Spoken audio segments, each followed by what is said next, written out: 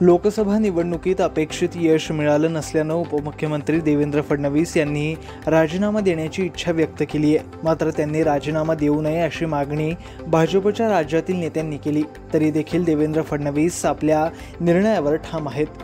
पक्ष संघटनेमध्ये काम करण्याची माझी इच्छा असल्याचं देवेंद्र फडणवीस यांनी म्हटलंय। फडणवीस यांच्या राजीनाम्यानंतर राज्यातील उपमुख्यमंत्री पदाची माळ फडणवीस यांचे निकटवर्तीय गिरीश महाजन यांच्या गळ्यात पडण्याची शक्यता देखील वर्तवली जाते।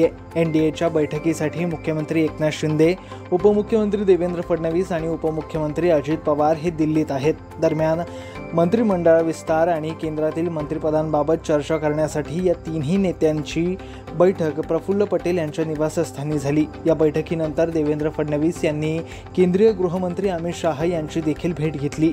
या दोन्ही नेत्यांमध्ये राजकीय घडामोडींवर महत्त्वपूर्ण चर्चा झाली आहे। मात्र या सर्वांबाबत केंद्रीय नेतृत्वानं कोणताही निर्णय घेतला नसल्याची प्राथमिक माहिती देखील समोर आली। उपमुख्यमंत्री देवेंद्र फडणवीस यांनी राजीनामा दिल्यानंतर गृहमंत्री आणि उपमुख्यमंत्री पद कुणाकडे जाणार असा प्रश्न आता उपस्थित केला जातोय। यात फडणवीस यांचे निकटवर्तीय म्हणून ओळख असणारे गिरीश महाजन यांचं नाव सध्या चर्चेत आहे।